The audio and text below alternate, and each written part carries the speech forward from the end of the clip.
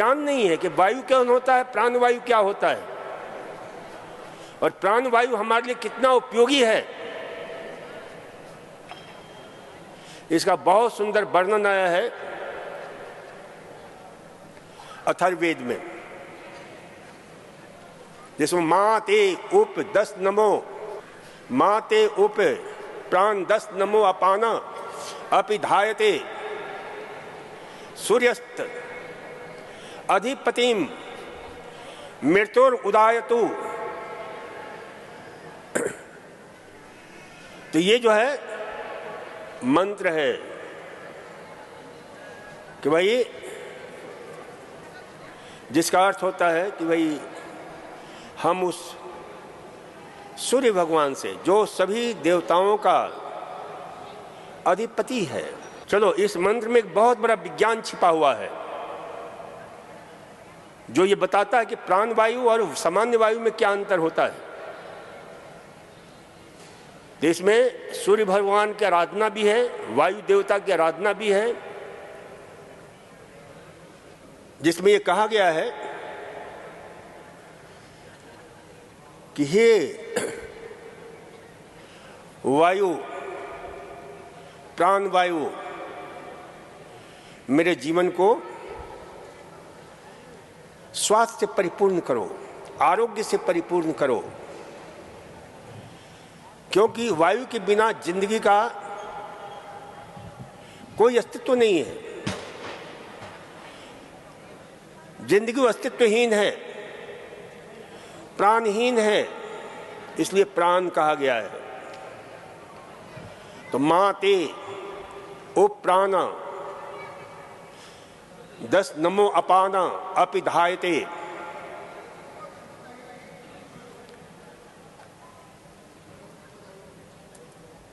तो ये जो है, यानी सूर्योदय होते ही देखो, इस मंत्र में प्राण और प्राण वायु और अपान वायु, ये क्या नाम, सामान्य जो वायु होता है, जैसे अभी हम सांस ले रहे हैं, सामान्य वायु है।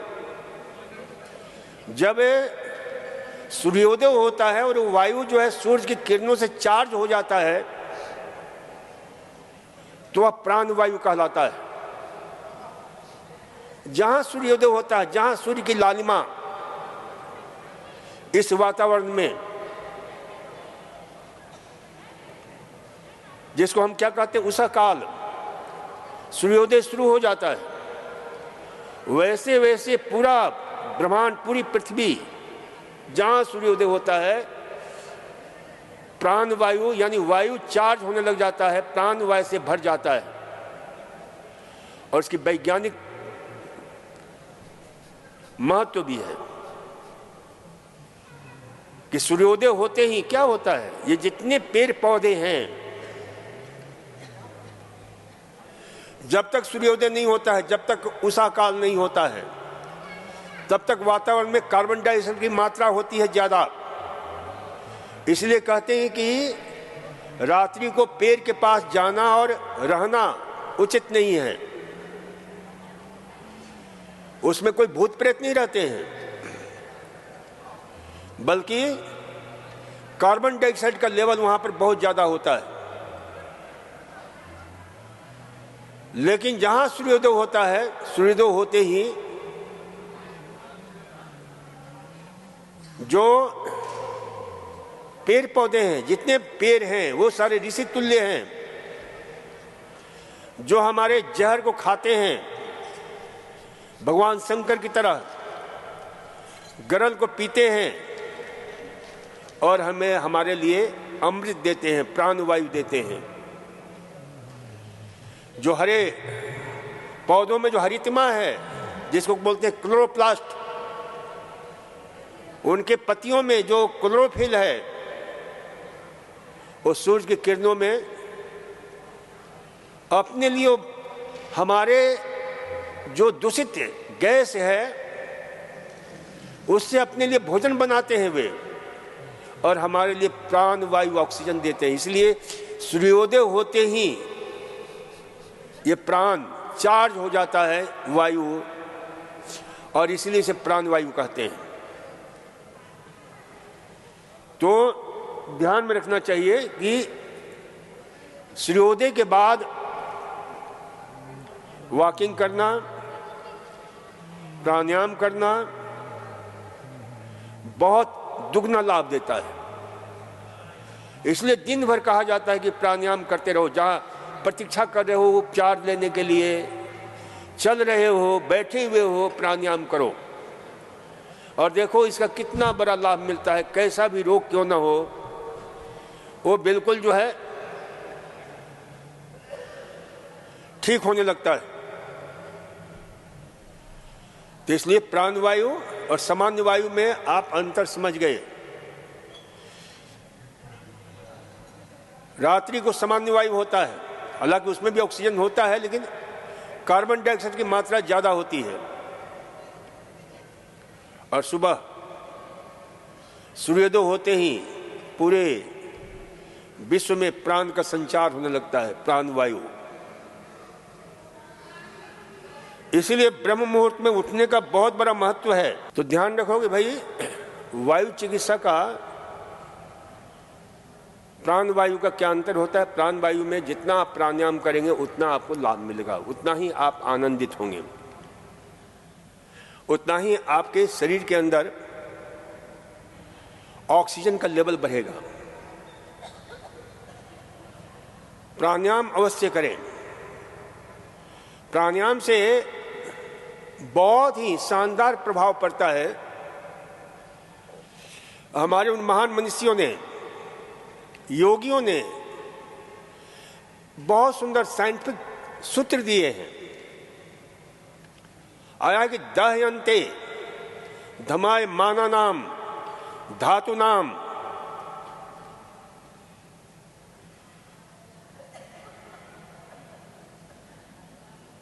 ये जितने भी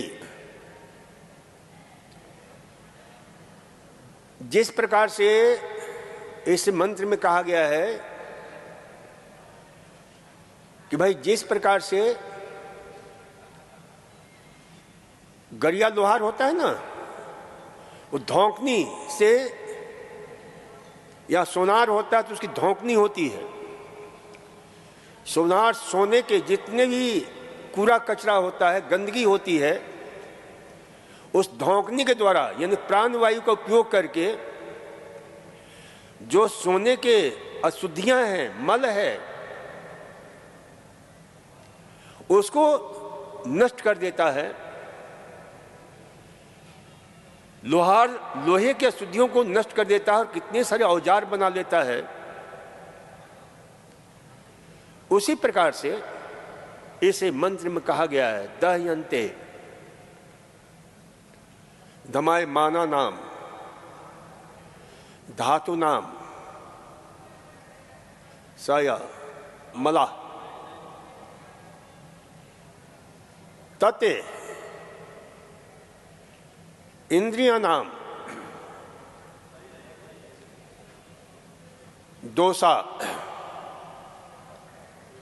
इंद्रिया नाम दह्यन्ते दोषा प्राणस्य निग्रहात्। जब प्राणायाम करते हो और प्राणायाम में जब आप प्राण को कुछ क्षण के लिए रोकते हो यानी कुंभक करते हो, तो जितने भी हमारे शरीर के गंदगी है, मल है, विकार है, वो जलने लग जाता है, नष्ट होने लग जाता है। ऑक्सीजन का यही है, जहां भी ऑक्सीजन शरीर के अंदर बढ़ेगा गंदगी जलेगी, गंदगी नष्ट होगी। चाहे आप प्राणायाम के द्वारा बढ़ा लो या प्राणायाम संयुक्त एक्सरसाइज के द्वारा बढ़ाओ, तो इससे जो ना शरीर को डिटॉक्सिफाई करने में बहुत ही शानदार जो है लाभ मिलता है। तो इसलिए जो है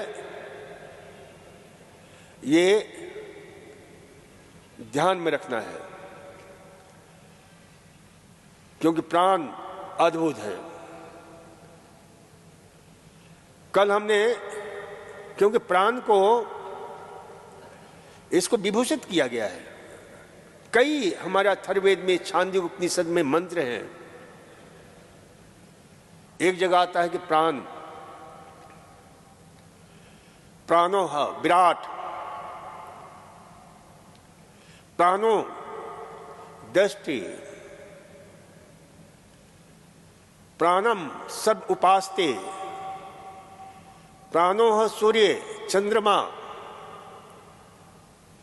प्राणम आयु प्रजापतिम। यानी जो आपके ये सारा अस्तित्व है, विराट है, वो प्राण है। प्राण आपके अंदर जो है ना, ये जो प्राण वायु है, ये आपके अंदर उस चेतना को जागृत करती है। आपके अंदर एक विलक्षण क्षमता का प्रादुर्भाव होता है इस प्राण के अभ्यास के द्वारा। और हम देखते हैं कि उस प्राण क्षमता का उपयोग हमारे बहुत सारी बीमारियों, यहाँ तक कि यहाँ पर कैंसर के रोगी, एसएलई के रोगी और अस्थमा, दमा, ये सामान्य बीमारियां, तो शानदार इसका जो है निराकरण होता है। इस प्राण की महिमा का इतना अद्भुत वर्णन, और ये समस्त प्रजा का पालन करने वाला है। इसलिए इस प्राण की सभी हमारे ऋषि मुनि सभी उपासना करते हैं। और जो हमारे साधक इस प्राण की उपासना करता है, उसके पास कोई बीमारी आ भी नहीं सकती है। तो इसे जो है इतना ही नहीं, प्राण को पिता, माता, गुरु, बहन, एक योगी के लिए प्राणः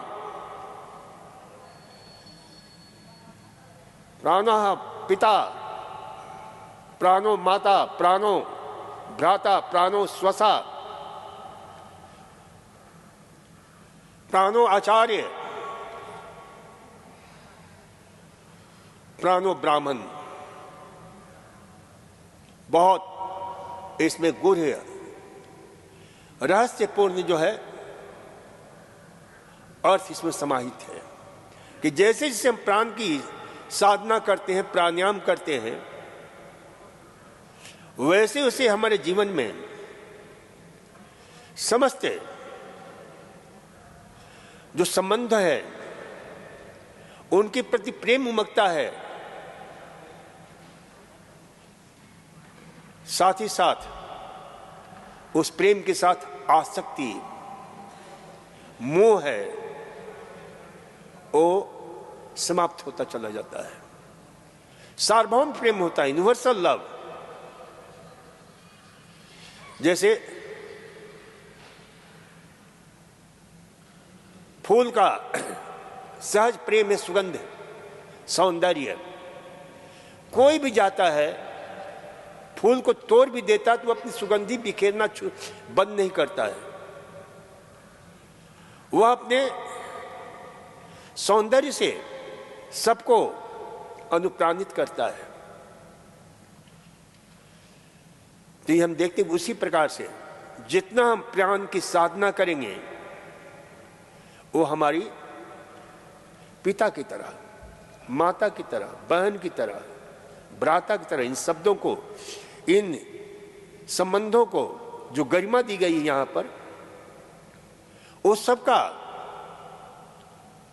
बहुत अच्छी तरह से प्राण, ये जो प्राण की साधना है, प्राणायाम की साधना है, उन सब का, और यही हमें प्राण आचार्य है, हमें एक नई दिशा देता है, नए पथ को प्रशस्त करता है, विकास के पथ को, उन्नति के पथ को। और इतना ही नहीं, अंत में कहता है प्राण ब्राह्मण। और सचमुच में जब हम इसकी साधना करते हैं तो हमारे अंदर वो ब्राह्मणत्व की जो प्रादुर्भाव होता है, ब्राह्मण यानी जो ब्रह्म को जान लिया हो, एक हमारा जन्म होता है माता पिता से, और एक स्वयं को स्वयं में से जन्माना होता है। और स्वयं में से स्वयं को जन्माने का रास्ता है वो प्राण है, प्राणायाम है।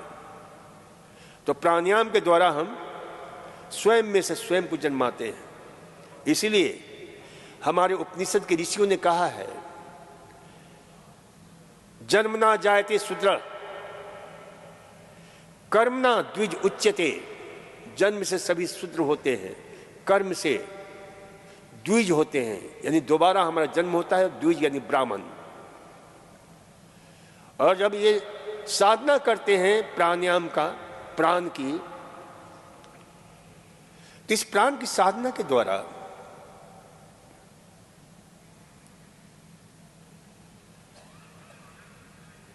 हमारे अंदर वो शक्तियां जागृत होती हैं, अदृश्य शक्तियां, जो हमें स्वास्थ्य प्रदान करती ही हैं।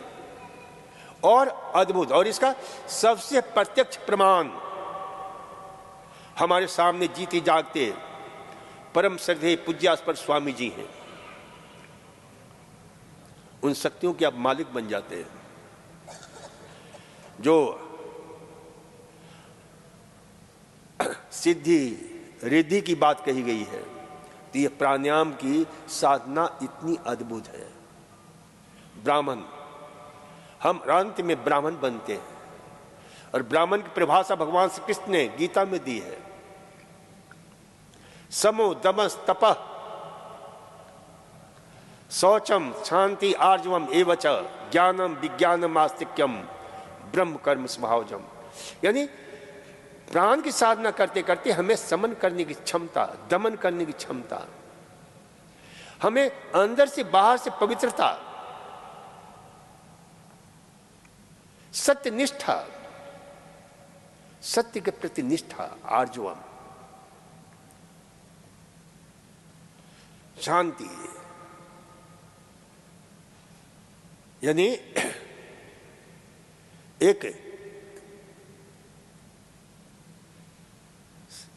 जो है ये अद्भुत। और ज्ञान विज्ञान से व्यक्ति तृप्त हो जाता है। ज्ञानम विज्ञानम आस्तिक्यम, परम आस्तिक बन जाता है अस्तित्व के प्रति, परमात्मा के प्रति। तो ये जो है प्राण की साधना, तो इस प्राण की साधना हमें अवश्य करना चाहिए। प्राणायाम पर इसीलिए इतना बल दिया जाता है हमारे यहाँ। और स्वामी जी तो विगत वर्षों से, करीब 35 साल से प्राणायाम की साधना करा रहे हैं, कर रहे हैं। और करोड़ों करोड़ों लोगों को जीवन में, क्योंकि हम 47 ईयर्स इस क्षेत्र में हैं, लेकिन हम लोग प्राण की उतना महत्व नहीं देते थे। बहुत होता था तो हम जो है ना योगासन करवा देते थे और प्राणायाम कराते थे। होता था कपालभाति करो 50 बार करो, अनुलोम विलोम करो 6-7 बार कर लो। लेकिन स्वामी जी ने एक दिशा दी है अद्भुत। ऐसे व्यक्तित्व का अवतरण कभी कभी धरा पर होता है। तो स्वामी जी ने एक दिशा दी, अपूर्व दिशा दी है। और इस प्राणायाम की साधना के द्वारा हम देख रहे हैं कि क्या चमत्कारिक लाभ मिल रहा है। लोग 2.5 घंटे प्राणायाम करते हैं, 5-5 घंटे करते हैं, कई लोग तो दिन भर करते रहते हैं और उसका सुखद परिणाम हमारे सामने आता है। तो इस प्राण की, क्योंकि स्वामी जी वेदज्ञ हैं, वेद की अच्छी तरह से अपने जीवन में उतारने का हर संभव प्रयास किया है और उसका लाभ हमें पूरी मानव जाति को मिल रहा है, पूरे विश्व को मिल रहा है। जिस प्राणायाम का जो है इतनी महान महत्ता वैदिक ऋषियों ने, उपनिषद ने, ब्राह्मण ने, योग की क्रियाओं ने, हठ योग प्रदीपिका में सब जगह कहा गया है।